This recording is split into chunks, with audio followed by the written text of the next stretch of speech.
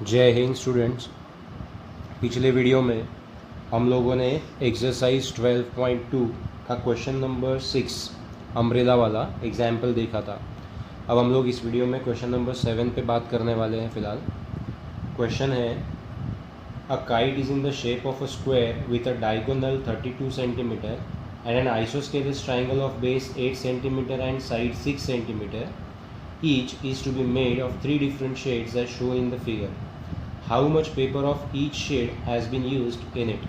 ठीक है, अभी आप अपने स्क्रीन के ऊपर यहाँ पर एक इमेज देख रहे हो। ये काइट का इमेज है, ठीक है। इसके अंदर आप देख सकते हो कि यहाँ पे टोटल 3 शेड्स यूज़ हुए हैं, ठीक है। जिसमें ऊपर वाला जो शेड है, ठीक है, यहाँ पे मैंने उसके हिसाब से एक डायग्राम यहाँ बनाई है। आप यहाँ पर भी देख सकते हो, आप यहाँ पर भी देख सकते हो। यहाँ पर भी मैं आपको समझाऊँ तो आप देखो कि यहाँ पर ये डायगोनल है, ये 32 सेंटीमीटर का है, और ये ऊपर का जो पार्ट आपको दिख रहा है जहाँ पे जिसके बॉर्डर पे मैं अपना मार्कर पेन घुमा रहा हूँ, that is a square shape, ठीक है। स्क्वायर शेप में डायगोनल्स इक्वल होते हैं, ये हम सब लोग जानते हैं, हमने क्लास 8 में पढ़ा हुआ है, ठीक है। तो ये डायगोनल्स हुए 32 सेंटीमीटर के ईच। उसके बाद नीचे एक आइसोस्केलस ट्रायंगल है जिसका बेस 8 सेंटीमीटर दिया हुआ है, और ये जो 2 साइड्स दी है आपको इक्वल वाली, वो 6 सेंटीमीटर की दी है। अब यहाँ पर ये जो काइट है ये 3 डिफरेंट शेड से बनी हुई है। ऊपर का शेड 1, नीचे का शेड 2, और यहाँ पर जगह नहीं थी लिखने के लिए तो ये है नीचे का शेड 3। हमको तीनों भी शेड्स का एरिया पता करना है। अब हम सब जानते हैं कि स्क्वायर एक पैरेललोग्राम होता है, और मैंने आपको बताया था पैरेललोग्राम में डायगोनल जो है ये 2 इक्वल पार्ट्स में डिवाइड करता है एरिया वाइज पैरेललोग्राम को। तो हम ये जानते हैं कि ऊपर वाला एरिया और नीचे वाला एरिया दोनों इक्वल होंगे, ठीक है। तो अगर मुझे एरिया 1 निकालना है और एरिया 2 निकालना है तो मैं क्या करूँगा, डायरेक्टली पहले स्क्वायर का एरिया निकाल लूँगा और उसको डिवाइड बाय 2 कर लूँगा। एक तो ये ऑप्शन है, या फिर आप समझिए कि ऊपर वाले ट्राइंगल का बेस है 32 सेंटीमीटर, और यहाँ पर उसका जो हाइट होता है वो ये वाला पार्ट है, ठीक है, जिसको मैं अभी यहाँ पे फ़िलहाल अभी नाम दे देता हूँ, आपको समझ में आना चाहिए इसलिए। ABC अगर मैं ट्राइंगल है और ये P पॉइंट पे मैं परपेंडिकुलर पकड़ता हूँ, ठीक है। Diagonals of a square are perpendicular to each other, ये प्रॉपर्टी है। तो यहाँ पर BC और AB BC और ये A वाला जो भी ये डायगोनल है, इसका नाम नहीं दिया मैंने यहाँ पे, तो ये डायगोनल और ये डायगोनल एक दूसरे को परपेंडिकुलर आ रहे हैं पॉइंट P के ऊपर, ठीक है। साथ ही साथ diagonals of a square bisect each other, तो ये जो 2 टुकड़े हैं ये इक्वल पार्ट्स हैं। पूरा 32 हुआ तो आधा हुआ 16, आधा हुआ 16। तो अब यहाँ पर आप देख रहे हो कि ऊपर के ट्राइंगल में ये डायगोनल यानी हाइट होगी 16 सेंटीमीटर की, ये बेस हो गया 32 सेंटीमीटर का। तो यहाँ पर अभी हम लोगों ने क्या क्या देखा है फिर से एक बार हम लोग डिस्कस करते हैं। हम सबसे पहले ना स्क्वायर की प्रॉपर्टीज़ को एक बार समझ लेते हैं, यानी आपको प्रॉब्लम समझने में आसान जाएगा, ठीक है। स्क्वायर के अंदर में क्या होता है कि स्क्वायर में ऑल साइड्स इक्वल होते हैं, उसके बाद ऑल एंगल्स राइट एंगल्स होते हैं, उसके बाद स्क्वायर के डायगोनल्स भी इक्वल होते हैं, मतलब जितना लंबा ये डायगोनल रहेगा उतना ही लंबा ये डायगोनल रहेगा, ठीक है। उसके बाद स्क्वायर के डायगोनल्स एक दूसरे को बाइसेक्ट करते हैं, तो ये चारों भी फ्रैगमेंट्स जो हैं डायगोनल्स के ये इक्वल होते हैं। इतनी प्रॉपर्टीज़ हम लोगों ने स्क्वायर से रिलेटेड देखी है। अब स्क्वायर खुद एक पैरेललोग्राम है, तो पैरेललोग्राम की भी प्रॉपर्टीज़ यहाँ पे इम्प्लीमेंट होती हैं। इसका मतलब डायगोनल जो है ये स्क्वायर को 2 इक्वल एरियाज़ में डिवाइड करता है, मतलब जितना एरिया ये वाला पार्ट रहेगा उतने ही एरिया का ये वाला पार्ट रहेगा, ठीक है। तो इतनी सारी प्रॉपर्टीज़ को हम यहाँ पे इम्प्लीमेंट कर रहे हैं, इसमें से कुछ प्रॉपर्टीज़ को लेके, ठीक है। अब फिर से यहाँ पर हम लोगों को काइट में ये स्क्वायर दिया हुआ है और इसके डायगोनल्स दिए हैं 32 सेंटीमीटर के, यानी दोनों डायगोनल्स इक्वल हो गए जैसा कि मैंने आपको बोला, और दोनों डायगोनल्स के फ्रैगमेंट्स भी इक्वल हो गए। यहाँ पर ये 32 है तो ये भी 32 हुआ। अब ये परपेंडिकुलर भी होते हैं स्क्वायर के डायगोनल्स एक दूसरे को, ठीक है, ये मैं बताना भूल गया अभी। तो स्क्वायर के डायगोनल्स एक दूसरे को परपेंडिकुलर भी होते हैं, मतलब यहाँ पे परपेंडिकुलर भी आया, इसका मतलब AP जो हुआ ये परपेंडिकुलर है BC को। अब पूरे ये डायगोनल का 32 का पार्ट हाफ कर दिया तो ए पी आ जाएगा 16 सेंटीमीटर का, जो कि मैं यहाँ पे लिख चुका हूँ। इसका मतलब अगर मुझे अभी ऊपर के ट्रायंगल का एरिया पता करना है तो I can use half into base into height, half into base into height. तो जितना एरिया ऊपर का आएगा उतना ही एरिया नीचे का आएगा। यानी आप एक तो ये half into base into height से निकाल सकते हो, जिसके लिए आपको ये सारी चीज़ें वहाँ पे लिखनी पड़ेगी, या सिंपली स्क्वायर का एरिया निकाल लो यूजिंग डायगोनल का फॉर्मूला और उसको हाफ कर दो तो आपको ये दो इक्वल एरियाज मिल जाएंगे। ठीक है, तो मैं आपको अभी ये स्क्वायर के एरिया से निकालना बताऊँगा।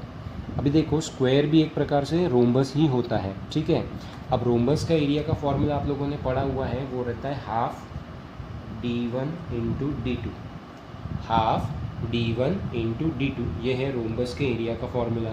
Diagonal 1 into diagonal 2 into half.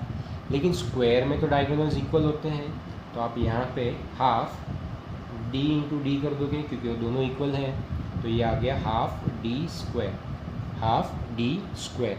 तो ये फॉर्मूला हम स्क्वायर में अप्लाई कर सकते हैं।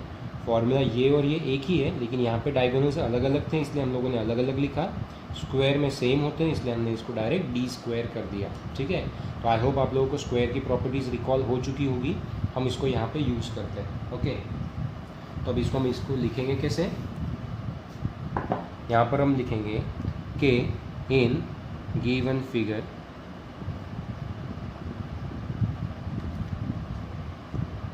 यहाँ पर नाम तो हम लोग अपने मन से दे नहीं सकते, तो यहाँ पे हम इन गिवन फिगर बोलेंगे diagonal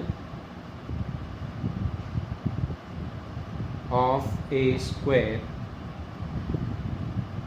is equals to 32 centimetre, therefore area of square is equals to half d square। तो यहाँ पर हाफ d का वैल्यू हमने लिख दिया है यहाँ पे 32 का स्क्वायर। ठीक है, तो यहाँ पर मैं क्या करूँगा कि हाफ इंटू 32 का स्क्वायर लिख लूँगा। 32 का स्क्वायर आता है 1024। हम इसको वेरीफाई कर लेते हैं। 32 मल्टीप्लाइड बाय 32, 2 2 ज़ा 4, 2 3 ज़ा 6, 3 2 ज़ा 6, 3 3 ज़ा 9, 4 6 12 कैरी 1, ये आ गया 1024। तो 32 का स्क्वायर हो गया 1024। ओके, अब हम 1024 को हाफ से मल्टीप्लाई कर देते हैं तो ये आ जाएगा 512 सेंटीमीटर स्क्वायर। तो ये एरिया ऑफ स्क्वायर आता है 512। अब हम बोलेंगे एरिया 1 और एरिया 2 इक्वल है। अब बोलेंगे since the given quadrilateral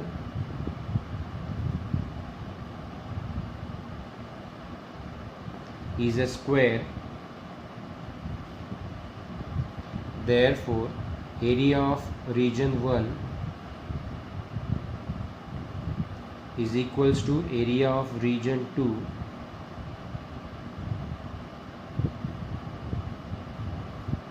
is equals to half of area of square। ठीक है, तो यहाँ पर half of area of square कितना आया 512, तो हाफ ऑफ 512 आ जाएगा 256 सेंटीमीटर स्क्वायर, 256 सेंटीमीटर स्क्वायर। तो ये रीजन 1 और रीजन 2 आ गया। अब हमको नीचे रीजन 3 लेना है। नीचे रीजन 3 जो है वो आइसोस्केलस ट्रायंगल दिया हुआ है, तो यहाँ पे हमको हेरॉन्स फार्मूला अप्लाई करना पड़ेगा। ठीक है, हेरॉन्स फार्मूला आपको अप्लाई करते आता है, फिर भी मैं सिर्फ आपको कैलकुलेशनल पार्ट और थोड़ा बहुत डिस्क्रिप्शन समझा देता हूँ। हम बोलेंगे for area of region 3 which is an isosceles triangle, let A is equals to B is equals to 6 centimetre and C is equals to 8 centimetre. ये हमने A, B और C पता कर लिया यहाँ पे तीनों साइड से। अब हम बोलेंगे therefore perimeter of triangle is equals to A plus B plus C is equals to 6 plus 6 plus 8 is equals to, ये होता है 12 और 8 20 centimetre. therefore S is equals to semi perimeter is equals to perimeter का half is equals to 20/2 is equals to 10 centimetre. ठीक है, अब हमको चाहिए यहाँ पे Heron's formula. Therefore by Heron's formula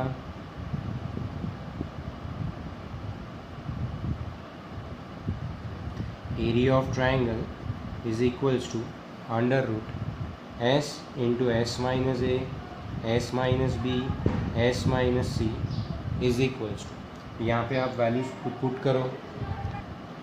sorry for the interruption guides, आपको background में किसी लेडी का आवाज़ आ रहा होगा, मेरे नेबरहुड में वो है, वो आवाज़ कर रही थी, तो sorry for this mess, but kindly cooperate, क्योंकि सारे लोग अभी लॉकडाउन में हैं, इसलिए सभी लोग घर पर हैं। ओके, एनीवेज, सो अभी हमने यहाँ फार्मूला लिखा, अभी फार्मूला में वैल्यूज़ पुट करना पड़ेगा। ठीक है, यहाँ पे शायद आपको ये विजिबल ना हो प्रॉपरली, ठीक है, तो मैं उसको नीचे लिख देता हूँ। यहाँ पे अंडर रूट भी यहाँ पे आएगा 10 into 10 minus 6 into 10 minus 6 into 10 minus 8। ठीक है, अभी आपको ये सॉल्व करते तो आता है। ओके, तो मैं एक्सपेक्ट करता हूँ कि आप इसको सॉल्व कर लोगे। ठीक है, और सॉल्व करने का जो आंसर रहेगा वो एरिया ऑफ रीजन 3 रहेगा। ठीक है, फिर लास्ट में फिर से लिस्ट आउट करोगे। Therefore area of region 1 and region 2 is equals to 256 centimetre square and area of region 3 will be this, जो आपने अभी निकाला हुआ है। ठीक है, तो अभी के वीडियो में हम लोग ये क्वेश्चन पे ही रुकते हैं। अगले वीडियो में हम अगले क्वेश्चन को डिस्कस करेंगे। तब तक के लिए गुड बाय, टेक केयर।